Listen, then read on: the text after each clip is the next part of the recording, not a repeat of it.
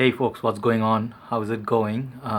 Today I am actually kind of on steroids. I've been uploading videos quite a bit today because I'm feeling like holiday vibes. A lot of energy. Had a nice day spent at Starling Enterprise, as you could see that I did a review from there with about 12 fragrances or so, some male, some female. So I kind of bought a couple of other fragrances today. So it was like quite a few fragrances that I bought in last 3 days. It was kind of like a fun time. So thanks to Steve Pai and Starling Enterprise for letting me have the opportunity to test out a lot of fragrances for you guys and sniff it out, and bought a few ones to share with you as well. So the ones that I buy, I can actually bring them home and I can do like in-depth reviews as far as my nose goes. Of course, I'm not a master like Rob08 or Steven or Sebastian Zara, but I try my best from a consumer point of view.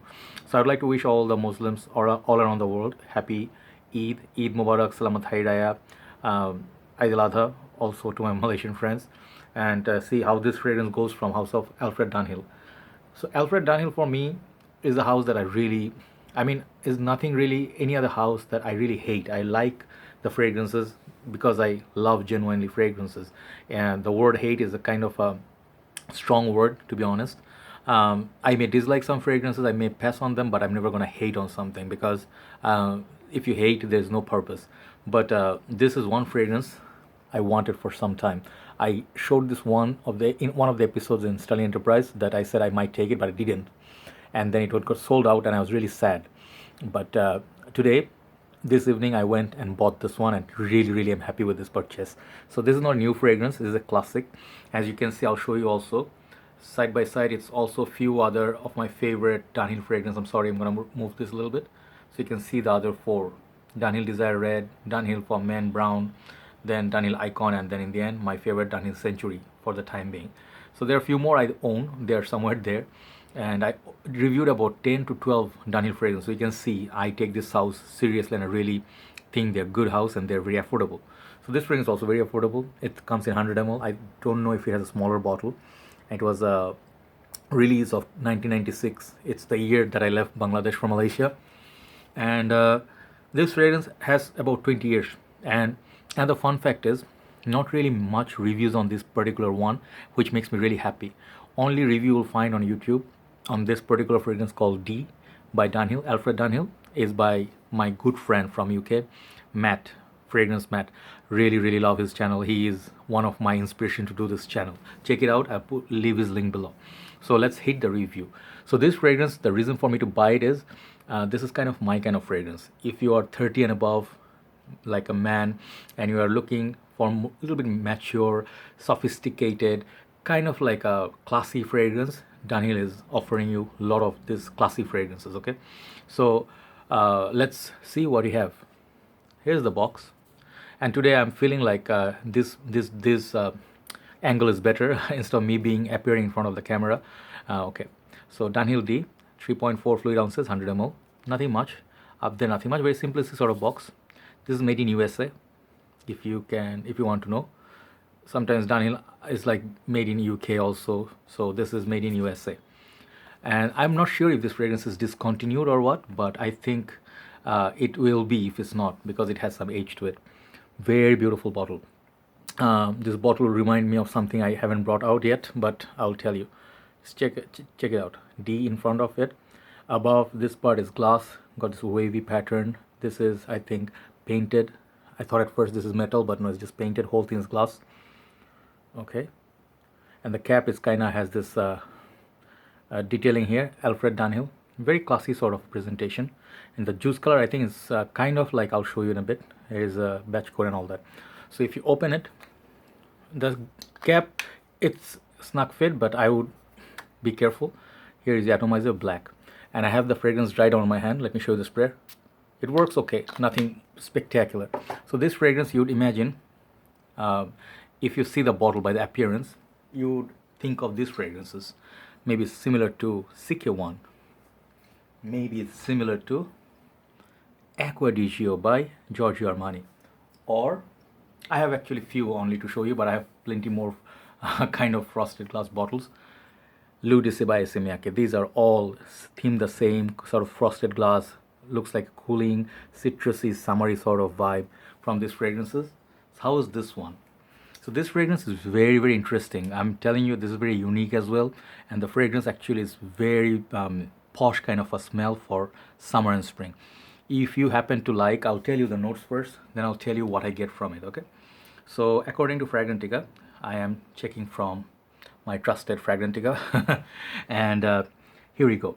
So the fragrance is has opening notes of lemon, mandarin, pepper, spearmint, cypress, and rosewood. The heart are consist of lavender, lily of the valley, freesia, geranium, jasmine, and white rose. And the base is sandalwood, cedar, musk, amber, moss, tonka, and vanilla. And somewhere there they mentioned also rose. I think it's damask rose or something. So there's tons of notes, and let's see what we get. So basically, many people said many things about this fragrance, but not that many reviews. So people who wrote stuff, they wrote something like this fragrance is similar to, they heard, to this one, CK Escape for Men. And you can also see similar sort of bottle, but they're not the same. So they said this is similar to that. I'll tell you in a bit what I think. And also some people said it's similar to Cartier Roadster, okay, which I also happen to have. Lucky me. So what I think about that is they have some similar vibes, but this fragrance overall is different than both of them, and it's unique on its own. So they share some common notes like mint. You're gonna get a lot of mint from this one.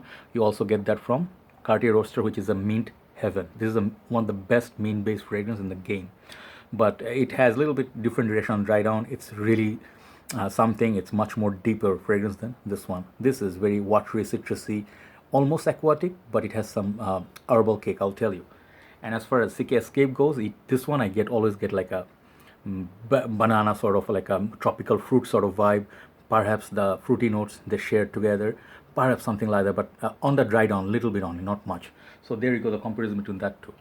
So what I get from this fragrance, okay, this fragrance, the first time I sniffed it, I thought lemongrass, okay, I thought this is what I'm getting, lemongrass, because some of your Bangladeshi folks would remember, if they're from 90s, we used to have these Chinese restaurants in Bangladesh.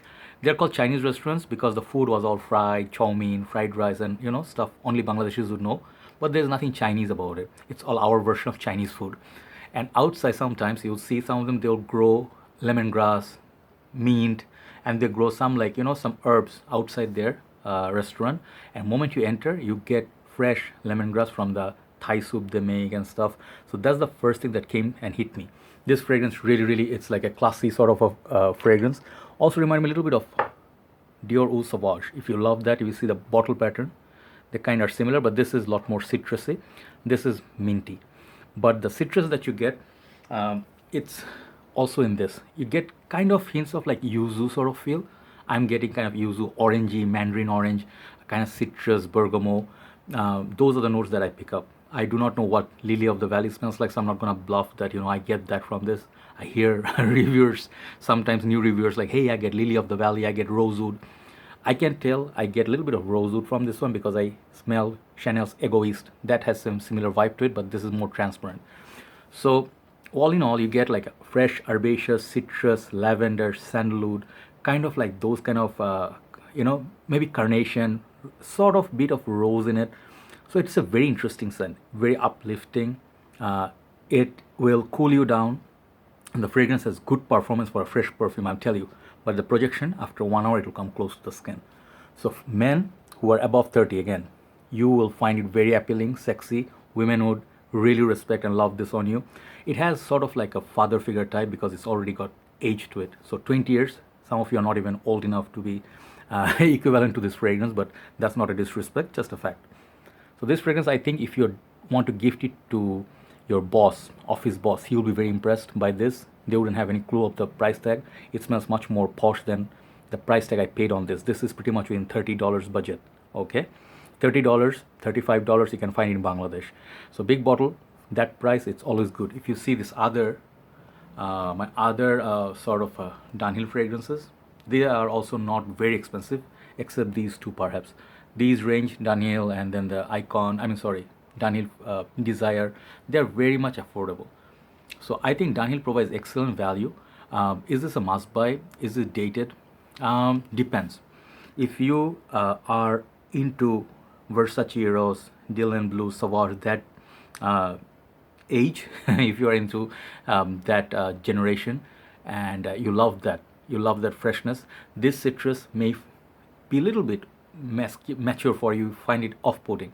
But if you have the bit, how to say, um, what is the word I'm looking for? Like refined nose, and you like discovering like classy fragrances, this is gonna be right up your alley. Performance is not bad at all for this kind of fragrances. It opening 1 hour is just lovely. It gives you sort of like a fresh out of the shower vibe as well. So it has a fresh, clean vibe.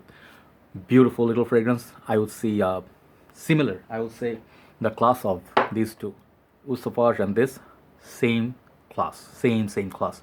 In terms of smell, a little bit different, but if you like this, definitely check it out.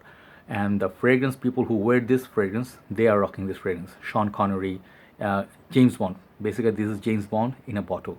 And really, I mean, I'm very impressed. I love this fragrance. I don't care if I get compliments or not. I'll wear this for myself. So I really want to cover this fragrance, and I want to bring it out so some people may check it out, give some love. It's not really every day that people look at this house, that really hurts me. I mean, yeah, they're Bakura Bonds, Versace, they're my favorite house. I love everyone, but Dunhill, Azaro, if you talk about Davidoff, these are my favorite house as well. So check it out. Overall, this fragrance, for the merit of what it is, I'll give it 8 out of 10. Beautiful little fragrance, uh, almost nearby a masterpiece, but some people may find it a little bit dated. That's the only thing. Lovely, lovely fragrance. Check it out. Dunhill D for men. Thanks for watching, guys. I'll see you soon. Perhaps tonight I'll do one more review. Bye bye.